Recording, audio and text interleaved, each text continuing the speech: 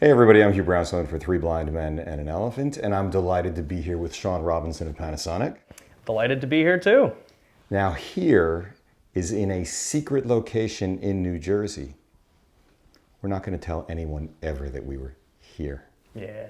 Okay. Have to keep that on the down low. Yeah, absolutely, especially if we want to use it again. Yeah, right? It is one of several safe houses that Three Blind Men and an Elephant have. Anyway, we're here because Panasonic has done something which surprises the heck out of me, actually. We've got Panasonic's rumored, and you can't say long rumored because it just started popping up, G9.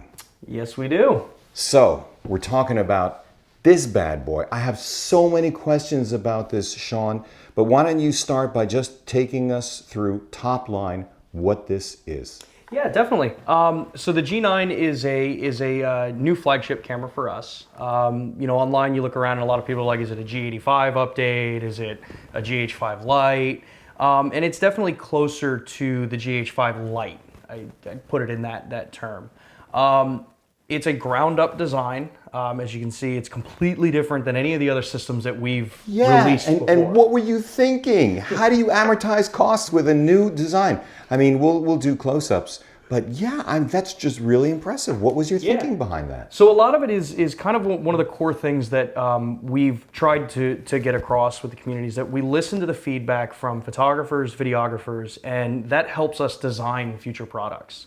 And the G9 is definitely the combination of discussing with professional photographers, wildlife, sports, to develop a camera in ergonomics that fits their needs, that fits what an active professional photographer needs, from the image quality to the storage capabilities to the physical design of the camera, all the way down into the long annoyed tripod socket on the grip being placed in the right location. Yes. So this is kind of our transition from being known as traditionally the video-based company with the GH5, which was the start of the hybrid message, to now a very heavily focused photographer's camera. That happens to still do a lot of the core video features that we're known of and that we announced earlier this year. But yeah, I mean, it's a passion project that I think hopefully the users and yourself see and take away from this. So there are a couple of interesting differences. There are a whole bunch of similarities. Yes, there are. One of the first things that you'll notice is that the manual of arms is both different and the same. When you look at the top panel, the top plate, you see that the white balance, the ISO, and the exposure compensation are all the same. Yep. Beautiful the way that is. The top dial the same, but then this still photography camera has an LCD panel, which from my perspective harkens back to the 80s. Let's talk about that for a little bit.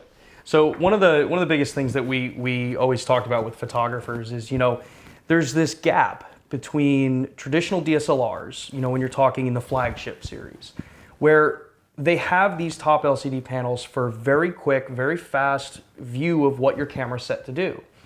And when you look at a mirrorless camera and a modern digital camera, a lot of that information is still carried on the LCD or in the viewfinder, but there's still some level of comfort that's not there for a lot of photographers. So when we got into designing this, everything down to being able to look on the top panel and get a very quick read on what the battery life is independently, what the battery life is in the body, what's the life on the grip. Thank you for that. Yeah. That does eventually make its way back to the GH5. I would hope so. I can't make promises yet, but I would hope so. What we're talking about, by the way, is that on the GH5, the battery indicator is for the battery inside the camera or inside the grip, but not both at the same time. And it only has 3 bars, so it's not really very precise in terms of how much time is left. And in that vein, taking the feedback from users, the G9 has a 4-bar system. Just a little bit better at determining, what the actual battery life is. It's 33 1/3% better. Yeah, there you go. Mm-hmm. Yeah. There's no percentage on it. I would love to see a percentage show out, but at this point, we're one step forward, and things are always innovated in our company. Maybe not globally compared to some of the other manufacturers when we look at stuff like this, but for us, this is a good change on it, and it's a lot of that feedback that we get from our users. Like I said, the overall usability of the system is designed around what photographers have fed back to us. The camera's designed primarily around wildlife and sports photographers, where this information becomes hypercritical. You don't necessarily have the time to cycle through menus in the back. If you're not on the main display info, if you're on the live view, then a lot of the information that's enclosed up here isn't actually really on the screen in a most easy way for a photographer who's used to capturing that way. So we want to break down those barriers. We want to make a camera that someone who's used to shooting a pro-style DSLR can look down into this system and actually pick it up and be very comfortable shooting with it. This is very interesting because the essence of what you're saying is you're looking for conquest sales. You're looking to take share from, it used to be Canon and Nikon only, but Sony is also going after that exact same space. The A9 is just a killer camera. And there's a bunch in here to address that camera too. Yes, there is, which is pretty wild. So go at it. Yeah. So looking at it from a tech perspective, it carries the same 20.3 megapixel sensor from the GH5. Right about now, a bunch of people are going to say, "Up next." Yep. But why shouldn't they? Yeah. So there's this big talk about, you want 24 megapixel, you want 47 megapixel, you want 42 megapixel. And in certain cases, yes, having a much higher resolution sensor is advantageous to you. However, in most publication, in most printing, in most conversations we've had with photographers, 20 megapixel is more than enough for print media. For, if you're shooting Sports Illustrated, 20 megapixels is more than enough to get the cover of Sports Illustrated. Yeah. Times, all of these different publications, it's more than enough. It's more about being able to get the shot, first off. Great point. Having good color, good dynamic range, and good overall tonality and noise structure. So what have we done to kind of address that a bit? Yes, what have you done to address that? Well, I'll tell you. So with the GH5, where we started it, this was obviously video-oriented very heavily, but... I'm sorry, I'll just interject to say that when I named it the 2017 Camera of the Year, I said point blank, it's a pretty darn good stills camera too, in the real world. Oh yeah. Yeah, shooting test charts is one thing. Actually taking a camera out and putting it through its paces is a completely different thing. So the GH5 set that platform for us. It introduced the new sensor, the body 5-axis stabilization system with our dual IS2, and from there we've just kind of iterated on it.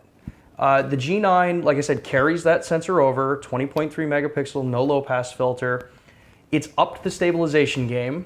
It's 6.5 stops in the body and 6.5 stops for the dual IS2 system. All right, let's just stop there for a minute. Let's just stop there for a minute, and I want to lock down once again what I heard earlier today in another secret location, which does not have as much personality as this one. No. When you guys said that you've got 6.5 stops of stabilization body alone, correct. The net impact of that is you can put a lens with no IS on it and still get, and it doesn't even have to be a Panasonic lens, and get 6.5 stops of stabilization. That's sick in a good way. In a good way. Very good way.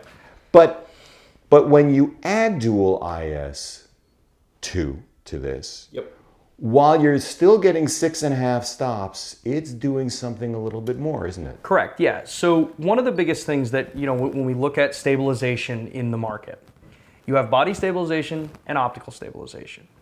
Body stabilization can only compensate so much the more telephoto you go. So our engineers discussed a lot about this, and well, this is a problem that we can address.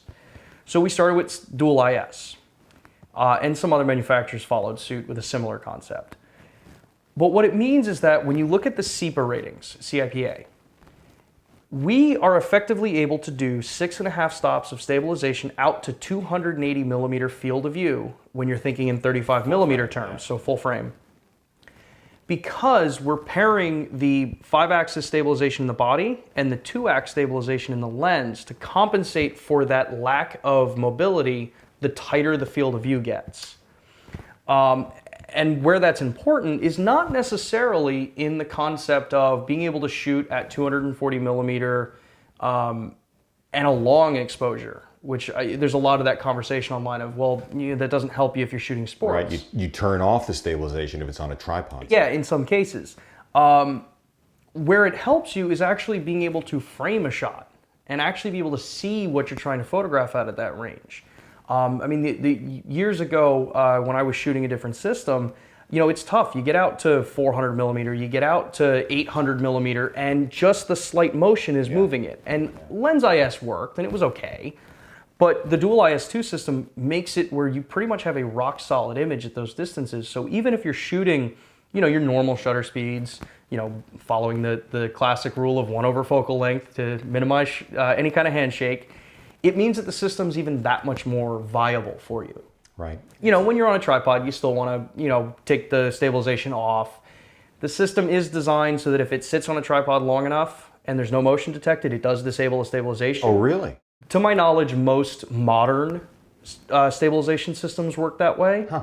But if you're someone like myself that's overly cautious, yeah, you can switch the thing off. And the nice thing on our lenses is you have the switch on the lens to do it, so you don't have to dig through a menu to turn it off. Do that, all shuts off, stays locked center. So that's like the big improvement with it. And when we shoot things like this other lens that we're going to talk about too, I think. Oh yeah. Oh yeah. It's even effective at that. Even though this lens reaches out further than the SEPA standard for it, you still gain that benefit further. It's just that instead of having the drop off for stabilization effectiveness closer to the wide angle, it now starts further out. So you go out to something that, say, is a 400 millimeter field of view, or with the 1 to 400 out at 800 millimeter field of view, it massively improves the effectiveness of the stabilization, which means you're going to get the shot. I'm going to have to check that out. 400 millimeters actual, 800 effective. Wow. Yeah. Okay. Yeah. All right. So, and it really didn't stop there, because there's some other really cool things that aren't necessarily new to the market. The stabilization, when you have 5-axis or 6.5 stops capability, that does allow you to do some other really cool things. So it's in the market that there's the high resolution modes in the cameras. Yes, pixel shifting. Yeah, pixel shifting. Compositing. Yeah, and we've seen a couple different iterations, harking all the way back to some of the Hasselblads that did it for medium format to get super resolution. Although it must be said that is a very special purpose, very limited use case capability. Correct. Would you agree? Oh yeah, very, very correct. So with the new stabilization and our new system, we've now adopted a high resolution mode, which does allow you to capture up to an 80 megapixel image in the multiple different resolutions, multiple different aspect ratios. So you can shoot square and have it do it, or 16:9, and you get the corresponding size raw file out of it. But it's definitely a mode that you still want to use on a tripod. You want to be as rock solid as you can. And you want the subject not to be moving at all. Correct. Now, where you actually get around it, though, is that if you're doing landscape, you can't control the trees, you can't control the grass, can't control the clouds. And from my shooting with it, my according to experience, that it's movie done well. Geostorm, you can, but... Well, All right. Very true. But so basically, we've adopted some of these other technologies now, which means our system now offers pretty much everything that is on the market from our competition in a form factor that is designed by photographers and around a system that is designed to be reliable, rugged, and just thought out. So on this compositing, in listening to the team earlier today, I heard a couple of things. One, there are 8 images that are being composited. The in-body image stabilization is shifting half a pixel each time, not even 1 pixel, half a pixel.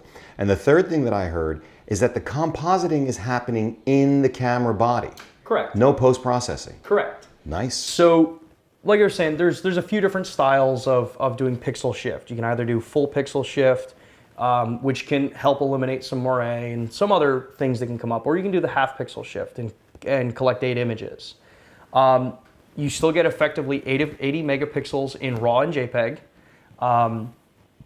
but it does it in camera. And from my experiences so far, I think the longest I've ever waited for one to be done is 2 seconds. And that's RAW and JPEG. So you're including the processing time. How long does it take to whip off those 8 shots? So it'll depend on your shutter speed.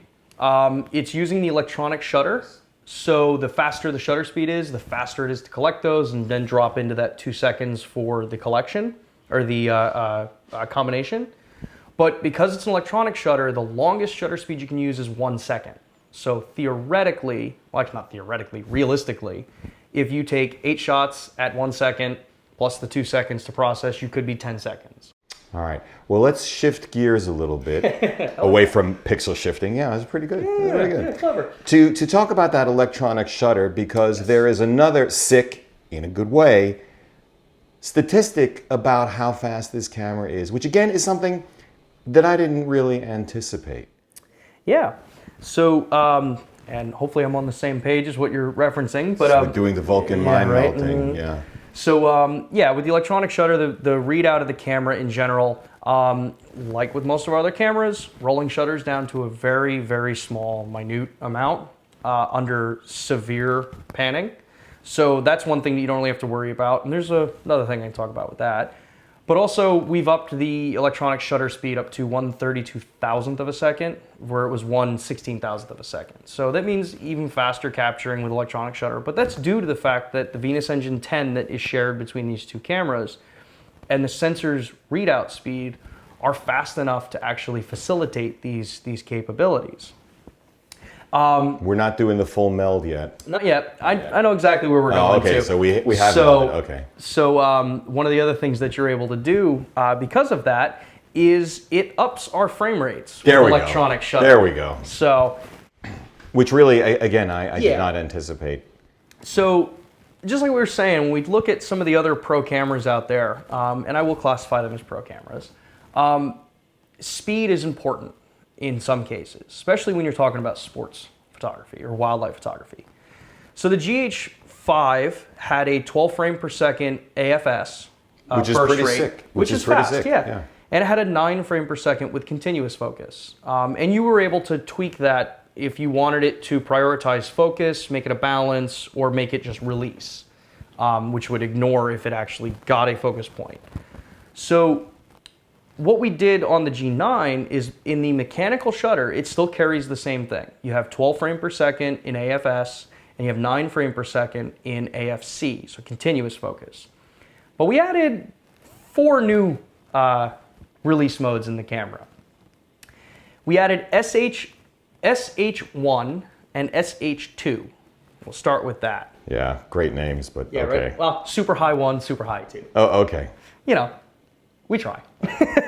So you have SH1 and SH2. And what these are is you have a 60 frame per second burst speed, which will record approximately 50 images in that. So the rate is 60 frame per second, saving 50 RAW and JPEGs. And that's with AFS. Yeah, so single shot autofocus. Single shot autofocus. Now we also have AFC, which is 20 frame per second with the electronic shutter, which allows you focusing and exposure continuous for also approximately around 50 frames before the buffer before it hits the buffer and the buffer has to clear through. And I asked you this question earlier, how long does it take for that buffer to clear? And your response back then was, it's fast. Yeah, so it's really fast. We'll find out. And part of that, honestly, I haven't tested it and timed it, so that's why I don't really have an answer for you. Understood. But one of the things that we have working in our advantage for this, that's very unlike pretty much any other manufacturer on the market, is that, so the G9 does carry dual SD cards, just like the GH5 did. Right. And just like the GH5, they're both UHS-2. Nice. So it doesn't matter what card you're shooting to for clearing buffer. If you're using allocation and you're sending RAWs to one and JPEGs to the other, you don't have to wait for that time period where the other card is still trying to catch up. Yep. They'll both catch up perfectly like that. Yep. in my practical shooting, I've not ever noticed any kind of slowdown to where I'm not able to start shooting again when using these modes. But one of the other cool things that added with SH1 and SH2 is we've also added a pre-version of this. So there's at least one other camera I know that does this as well, that allows you to capture RAW and JPEG in full resolution before you press the shutter and then the sequence after.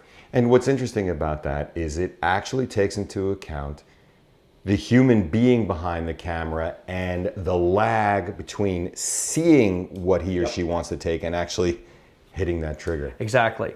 So we have SH1 pre, SH2 pre, and these are the different rates for you, 20 frame per second or 60 frame when you're using AFS versus AFC. This allows you to capture, I believe it's 15 frames prior to when you click the shutter and then the remaining after. So this is kind of, in our opinion, or from our technology, this is a take from 6K photo pre and 4K photo pre-burst, but now you're getting that benefit of RAW plus JPEG. And the full 20 megapixel. And full 20 megapixel resolution. So it's a big iteration jump for us. Some may look at it as catching up to some of the competition.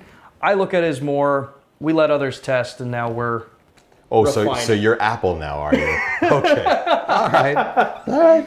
Okay, it's good. Yeah. But there are a bunch of other things with this too. So first, it's faster. That is, again, something that I didn't anticipate. It's a different body, not just slightly different. It is new tooling. And that's really surprising to me because when you look at other manufacturers in the market, and it's more than one, they say, okay, we can have the same tooling and we can just orient these cameras slightly differently, and you haven't done that. But you've also taken advantage of that cost to do a couple of other things. So let's talk about some of them. First of all, weight. Yes. So the weight when we compare the GH5 to GH4, if I remember right, because I don't have the numbers right off the top of my head, I believe it is about 100 grams less in weight. The G9. The G9 from the GH5. And the GH5 was kind of heavy for its size. I didn't think so. But okay. Comparing to the comparable 35mm Pro cameras, these are feathers. That's right. Even when we look into the super long optics. And a lot of that's because, when we looked, weight is a consideration for photographers. Absolutely. You need something lighter that if you're going on a long run. And the older you get, the more of a consideration it is. Damn. So yeah, weight is a big factor for us. We needed something that's going to be high performance, still manage heat properly, and be able to still function and do everything in an ergonomically proper way that a photographer is going to want. So there's a couple ground rules that we have to follow. It needed to have the same batteries as GH5. So we still carry the BLF19 in the camera. So if you've got GH5, GH4, or GH3, it's the same batteries. Yeah. Okay.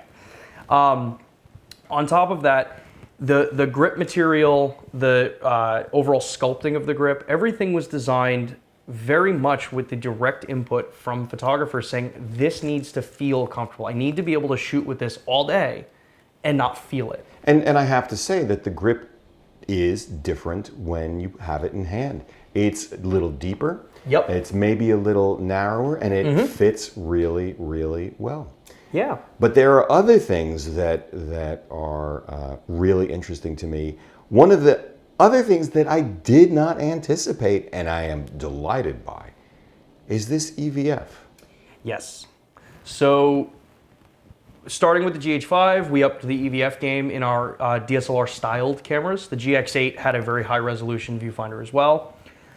But we needed to carry that in with our higher flagship cameras. So we carried the same 3.6K dot OLED viewfinder from the GH5 and put it into the new camera. Which, if any of you have seen this, is just magnificent. It's magnificent. But we changed a few things. Yes, you did. So we increased the magnification. The GH5 was 0.72, if I remember correctly, 7.7. The magnification in the G9 is 0.83. And I can tell you that I actually see the difference, and I love it. And to my knowledge, I believe it is now the largest magnification in this style camera. There is one camera I know that has bigger and larger. And that would be the Leica That's SL. the Leica SL. Yes, And that is a higher resolution, but there's also a difference. That's an LCD panel. This is an OLED panel. There's a little difference in price. Yeah, just Maybe. a little bit. Maybe Just a little. we'll come to that. Yeah. Okay. But we haven't forgot photographers or videographers that use the EVF and may have glasses and Thank you. how big that viewfinder is, about how much real estate it takes up. So we've added a view mode button that allows you to toggle between 3 different magnifications. So you have your 0.83, full view, everything there. You've got 0.77 and you have 0.72.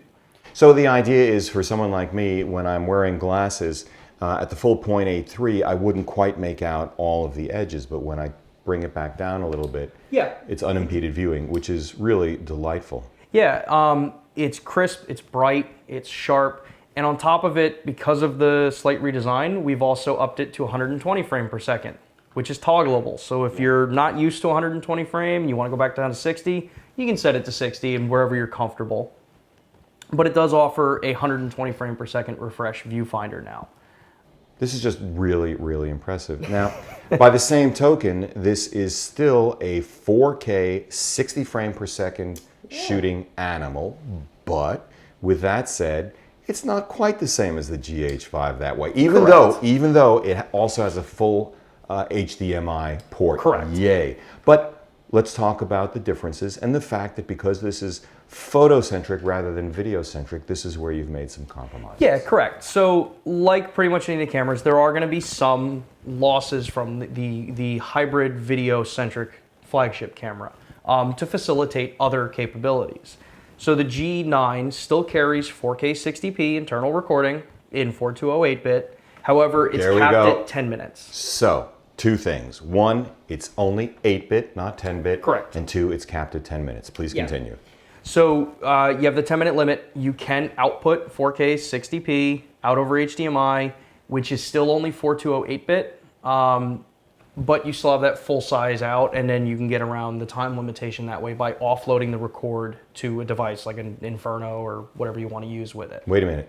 So there's a second recording limit. There is. So you also have, just like a lot of the other cameras, you have 4K 30p and 24p. Those limitations are stopped at 29.59. So your typical 30-minute record limit cap. Now, if you send that out over HDMI, do you get past that as well? Correct. So as a second camera to like a GH5 or pretty much anything else, it'll still function as a great second camera. Now, if you're doing heavy color grading, you're not going to get 10-bit codecs out of this camera. Right. And a lot of that has to do with partially the redesign. The GH5 has a lot of technology built into it for heat dispersion and protection in that sense. The G9, it is designed for photographers, so that isn't as important to a photographer. So some of those things were changed out for some other features that make it a little more usable for a photographer or a videographer. That makes perfect sense. But what's interesting is it doesn't have quite the same heat dissipating capability, but if you have the internal recording turned off, that's just not an issue. And honestly, with our cameras, we've never had issues with heat. Even down on the G85, which technically has a kind of a limitation, you just keep recording with it, and rarely have I ever seen any of them ever overheat.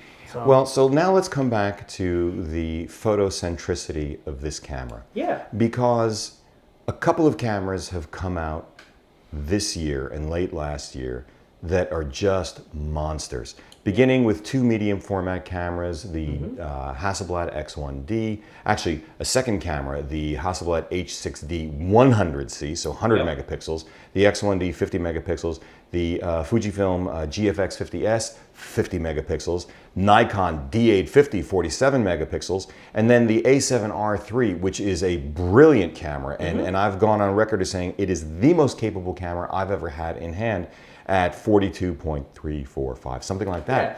So and the A7R has always been, that line has always been aimed at the still photographer. So let's talk about the limitations and the tweaking that you've done on the G9. Yeah, so I think one of the things to start with is that resolution isn't everything. Resolution is an important part, and don't get me wrong, resolution is a very important part for... You actually looked right at the camera for that one. We are definitely not saying that resolution isn't a key part of photography. There are certain styles of photography and macro photography or studio product photography that I can see where you want a medium format or you want something that's ridiculously high resolution if you're making billboards. For those photographers, I would suggest look at this camera supplemental to it. You want something where you're not always going to carry your medium format. Phase one. Where those cameras live in the studio.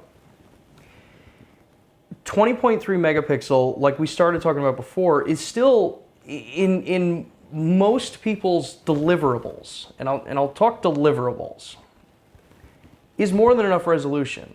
2 years ago at Photo Plus, our overhead sign, actually for WPPI and Imaging USA, the overhead signs were 20 feet wide by 8 feet tall. Those were shot with 16 megapixel GH4. Hey, look, the fact of the matter is when you're coming into New York from New Jersey, you've got those photos over the Lincoln Tunnel shot with an iPhone. And of course, what most people who pixel peep don't recognize is that it's really about the image size and the viewing distance. Correct. That's the dirty little secret about this. Correct. You can sit and tear an image apart pixel by pixel on a computer. One of the things that I always try to stress to people in the forums that I interact with is take a step back. Who are you delivering your product to? Are you overworking yourself because you're pixel peeping things that they'll never see?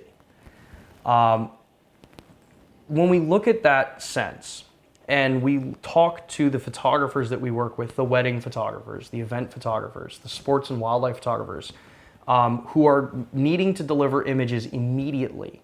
And I'll use the sports photographers as the number one.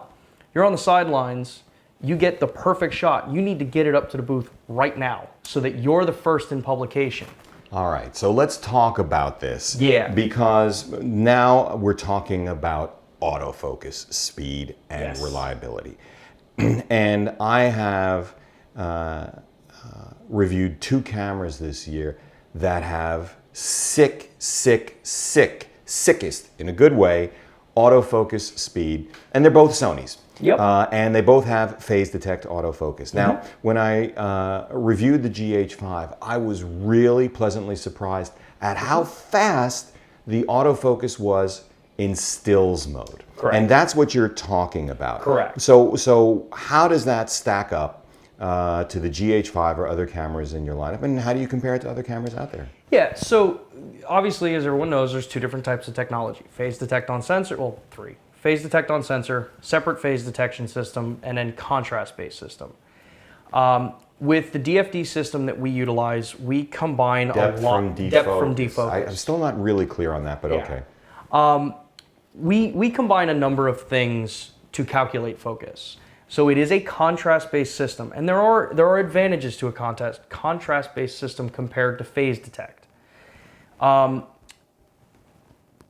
Basically, when you look at comparing to the prominent PDAF system for stills focusing, phase detect can get to a point very quick, but it doesn't always get to the same point every time. So no matter how many times you press the button, you may be ending on slightly different points because the pixels, it's trying to determine the phase of that pixel. Contrast detect will always get to the same point every time where you tell it to go. So there's an accuracy advantage there. When you're talking about tracking focus for sports wildlife, this is where it gets a little tricky. Basic contrast detect system usually isn't the greatest for tracking focus because it has to constantly calculate and check the contrast as it comes through, so you get wobble, which is where the image is doing this all the way through. Everyone has seen it. We kind of all know it. Where we've taken a different approach and stance compared to some of the others in the industry, whether for better in someone's opinion or worse, is we profile all of our lenses and the characteristics of the optics. with a faster focusing readout speed from the lens and the camera. This allows us to use a couple of things. This means that given the bokeh, the out of focus area, we can determine where the lens is in its focus range, which eliminates the first negative of contrast, which is where it has to back up and then move forward, because it needs to determine where its start point is. So our ability to profile what the bokeh looks like means you don't have that initial lag anymore. What it also means is that from point to point acquisition is also much, much faster because we know how far it has to go. And a lot of this is very processor heavy. So, and we'll get to the video side of this after, because I know that is one of the most large hot buttons that has come up. Yeah. So for the still shooter, because you're not recording video at the same time, that opens up a lot of processing power. That allows us to calculate these things much, much faster. Great point. And that's where some of the people were seeing issues when you would look at the focusing speed with continuous AF or quick AF turned on, and then you click record and it slowed down. Yeah. And there's a reason for that as well. But focusing on stills, this allows us to get point A to point B very fast. How fast compared to the GH5? So the GH5 point-to-point acquisition with a single point selected was 0.05 of a second. Ridiculously fast. Yeah, 5/100ths of a second. 5/100ths of a second, yeah.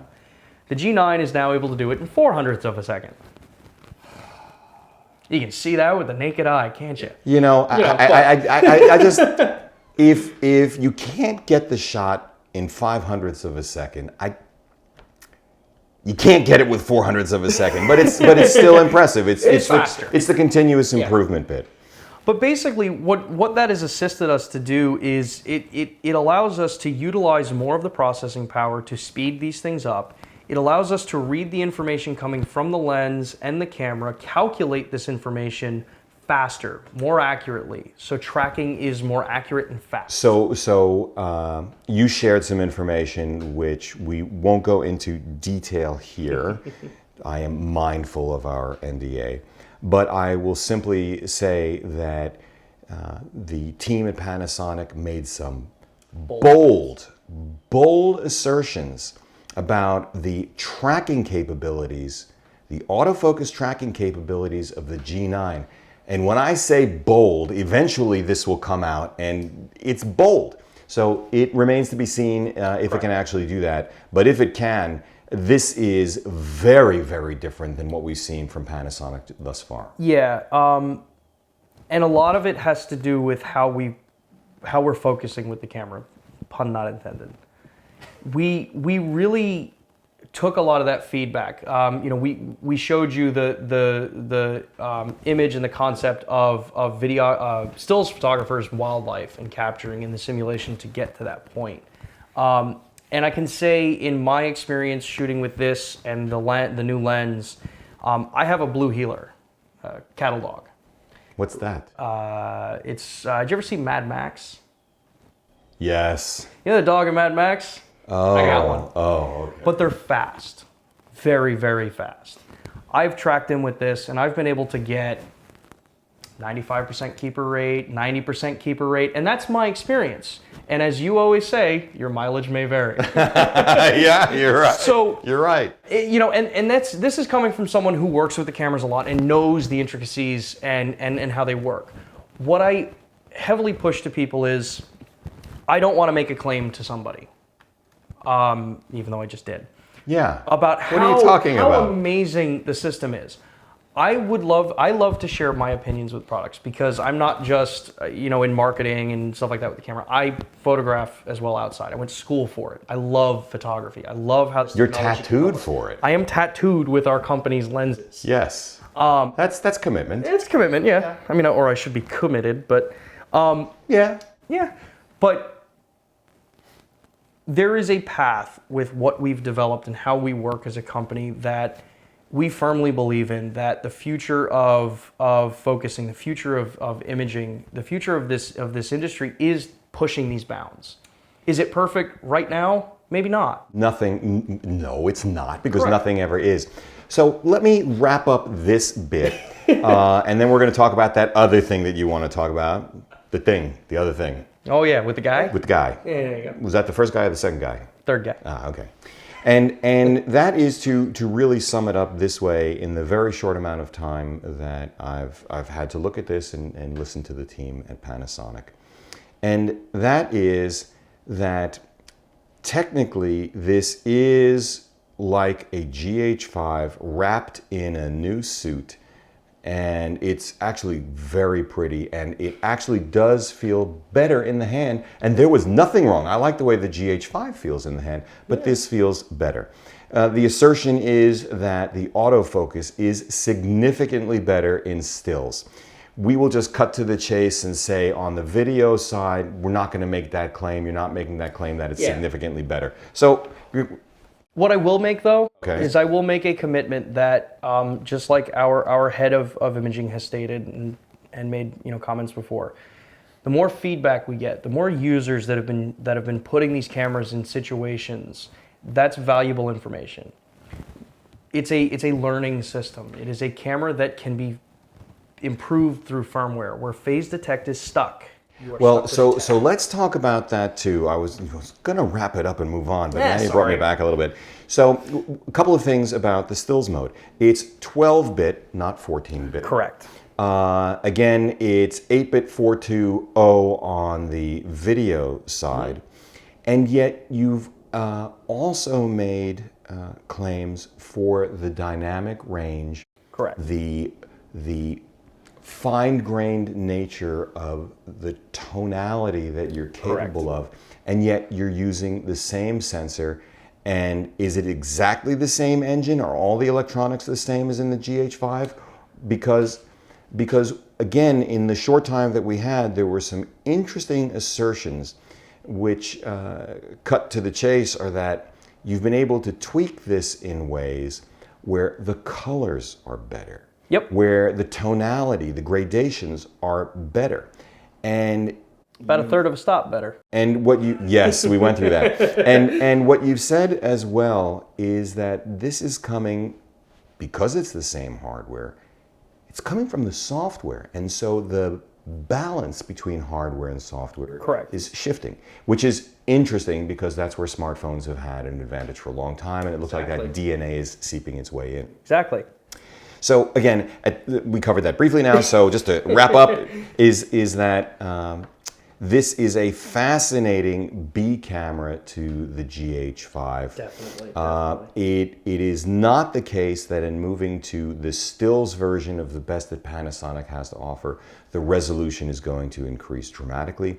But there are things that you can see with the naked eye that make it better.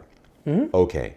Before we move on to the other thing from the third guy, when does it become available and how much is it going to cost? All right, so we'll start with price. The camera's going to sell for $1699.99. I was going to help you out if it waited any longer. It's been a long day at the office. Yes, it has. Good point. So it's going to sell in the United States as a body only for $1699.99. Its availability will be the beginning of January. So not in December. Wish it was, but we're in January, beginning of it. Okay. Now, in addition to that, the battery grip, although functionally equivalent, is not the same. Correct. Some redesigns with the battery grip to facilitate, again, the feedback we got from the photographers and the videographers as well. The grip had to be redesigned on it because the chassis is redesigned on the camera. But it facilitated us being able to position the tripod mount directly under the optic path where the GH5 was offset. And for the GH5 users there that have had issues with it, I hear you, I understand. It had to be a complete redesign on the grip to facilitate this. If you notice, the camera actually sits a hair bit taller than the GH5. Oh yeah. And part of it is the grip is thicker and taller.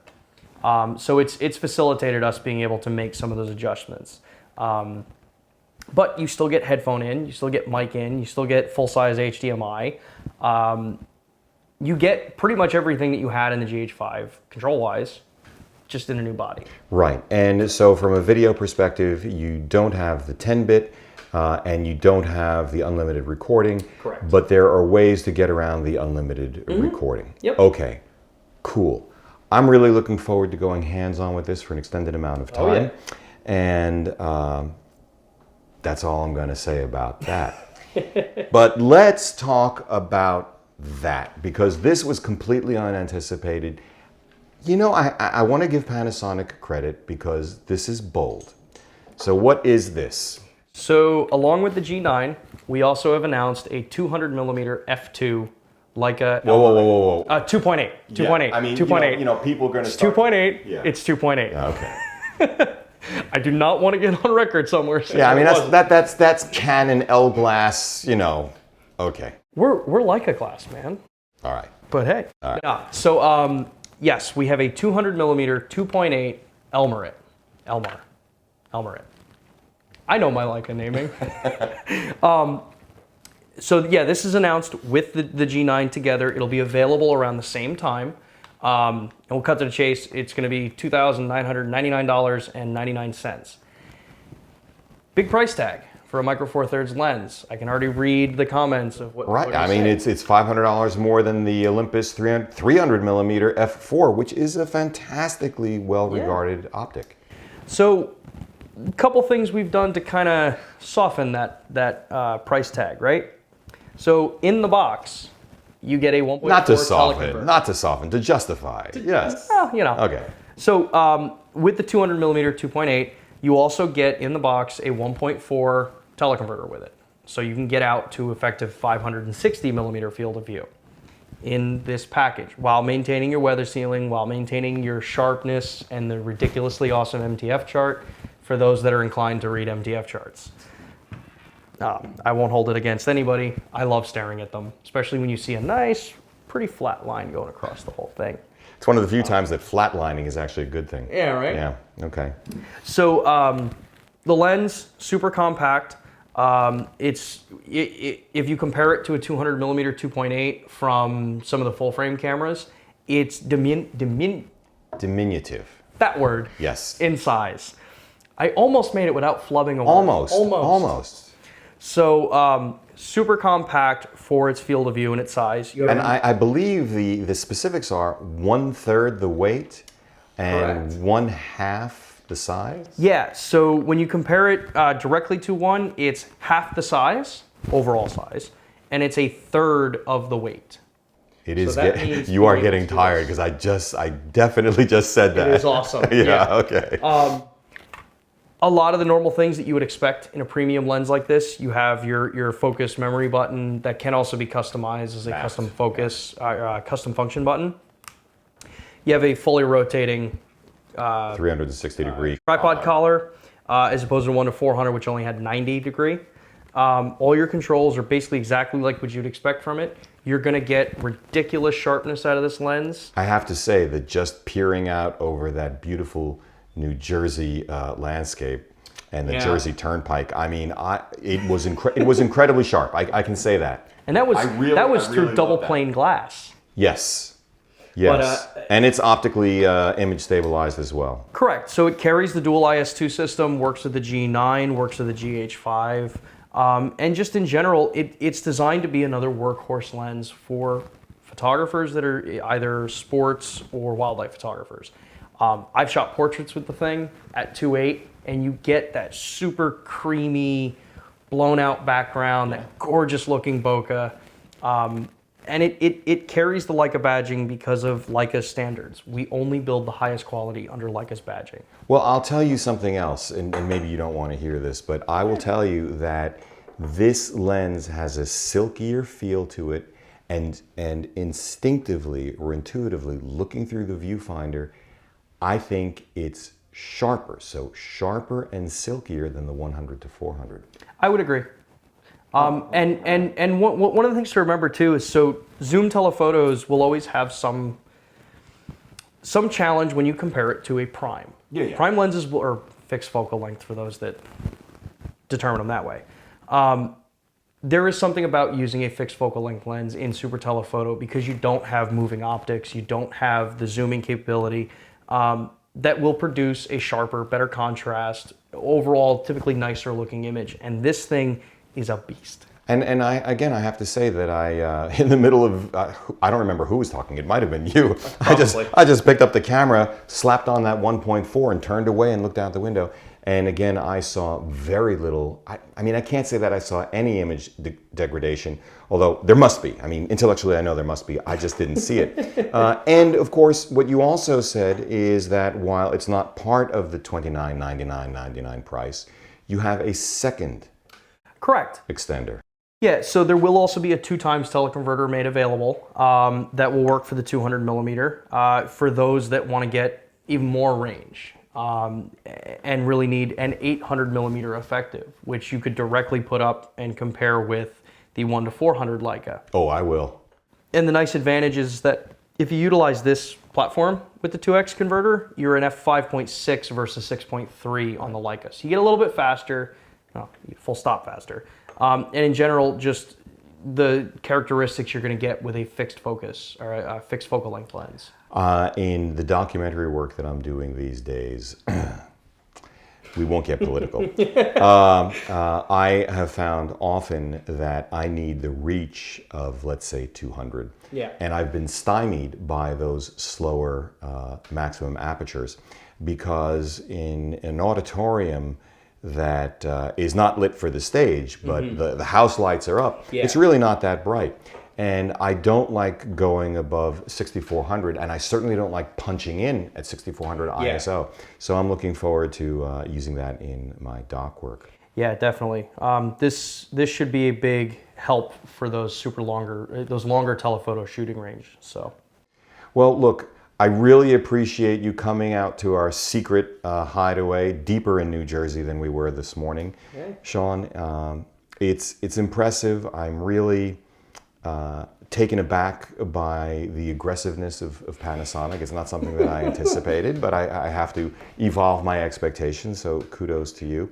I think it's a really interesting premise that you can create a pro camera for sports and wildlife shooters in 2017 and stay with the 20.3 megapixel sensor. There's a part of me that says, oh yeah, of course you can, because again, as you said, when you get down to real life and what's going to show up where, it looks beautiful. I mean, what did we see earlier today? 16 by 20? There was one 30 by 40, a couple 16 by 20s, and you will see many, many more larger prints. Right, and I saw no digitization at all. It wasn't there. So, but then on the other hand, that shouldn't surprise me because the difference between 24 and 20 is not that great at the end of the day. But it's an interesting bet that you've placed. And again, it's an aggressive bet. I'm excited for you. I'm looking forward to you being really successful with this. So am I. I am glad that you are open and candid about the Achilles heel of the GH5 and by extension the G9 right now in video autofocus. And we're going to see, because the A camera, which is my GH5, I have it manual because that's how I shoot. And I'm using your app on the Android, which works flawlessly. Which we have to say is not quite true on the iOS side. I've always been an Android guy primarily. Well, that makes one of us. But by the same token, this entire time on the B cam, which is your GH5, we've been shooting tracking, autofocus tracking. So I'm looking forward to this. So am I. Thank you so much. Of course. This is really great. It's always fun catching up. For Three Blind Men and an Elephant from deep in New Jersey, I'm Hugh Brownstone. See you next time.